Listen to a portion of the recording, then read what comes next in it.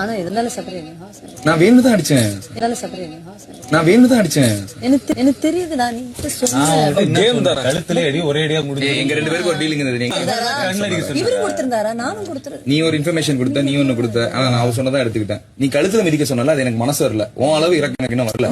இப்படி ஏத்துனது கழுத்துல தானே மிஸ் இருந்து.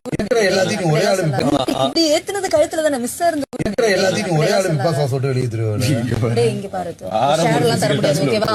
இது பாரு, இது மிஸ் ஆயிடுச்சு. நான் ஷேர் எல்லாம் தர மாட்டேன். திவ்யா சூப்பர்.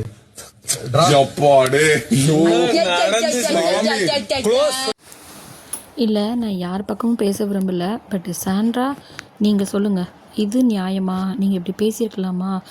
அந்த பொண்ணு கண் அவ்வளோ வீங்கியிருக்கு. உங்களை சும்மா தள்ளி விட்டாங்க. ஓகே, தள்ளி விட்டது தப்பு. பட் அந்த தள்ளி விட்டு உங்களுக்கு காயம் எதுவும் ஆகலை. நீங்கள் பயந்தீங்க, நீங்கள் பேனிக் ஆனீங்க.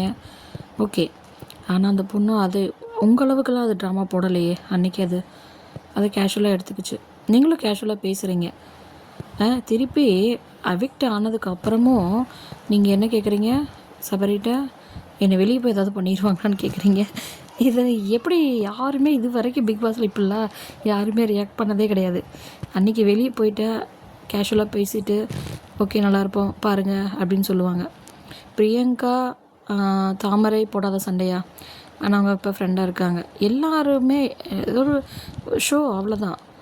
ஆனால் நீங்களுமே பேசுகிறீங்க, நீங்களுமே எல்லாமே பண்ணிடுறீங்க. பட்டு பாரு கெட்டவங்க, இது என்ன நியாயம்னு எனக்கு சத்தியமாக புரியல.